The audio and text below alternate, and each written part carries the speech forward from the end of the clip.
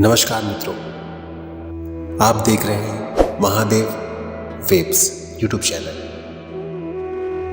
आप हमारे इस चैनल को जल्द से जल्दी सब्सक्राइब कर लें और सब्सक्राइब के साथ साथ बेल आइकन जरूर दबा लें और आने वाली सारी वीडियोस को लाइक कमेंट जरूर कीजिए। हम आपके लिए महादेव से जुड़ी हुई सारी बातें आप तक पहुंचाने का प्रयास करेंगे। भगवान श्री कृष्ण ने भगवान शिव से क्यों लड़ा? ये सवाल धार्मिक ग्रंथों और पुरानी कथाओं में विभिन्न रूपों में उठता है, लेकिन इस तरह की कोई सीधी लड़ाई का विवरण पुराणों में नहीं मिलता।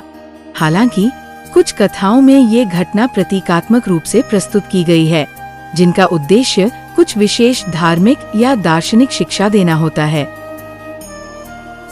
भगवान कृष्ण ने जब गोवर्धन पर्वत उठाया, तब यह प्रसंग शिव और कृष्ण के बीच एक प्रकार की विमर्श का रूप बन सकता है।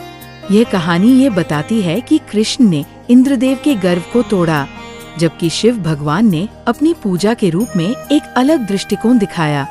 हालांकि यहाँ लड़ाई का कोई संकेत नहीं है, लेकिन धार्मिक भिन्नताएं जरूर थीं, जिनके कारण विभिन्न देवताओं के पूजन पर ध्यान दिया गया। शिव और कृष्ण दोनों ही विभिन्न दृष्टिकोणों के प्रतीक है।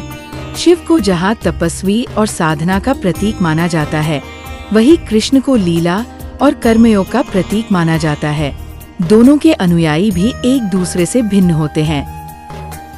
धार्मिक संवादों में कभी कभी इन दोनों देवताओं के अनुयायी अपने अपने देवता की महिमा को लेकर बहस करते हैं, लेकिन यह कोई वास्तविक लड़ाई नहीं होती, बल्कि मतभेद होते हैं। इस प्रकार कृष्ण और शिव के बीच किसी तरह की शारीरिक लड़ाई का कोई उल्लेख नहीं मिलता है, बल्कि यह दो महान देवताओं के अलग अलग रूप और पहलुओं को समझने का एक माध्यम है।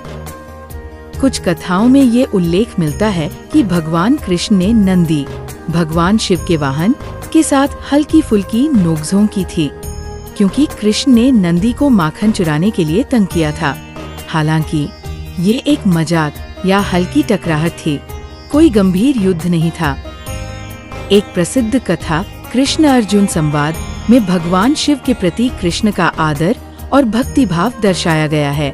कृष्ण ने कभी भी शिव से सीधे लड़ा नहीं, लेकिन वे उनके भक्त थे और कई बार शिव का पूजन भी किया।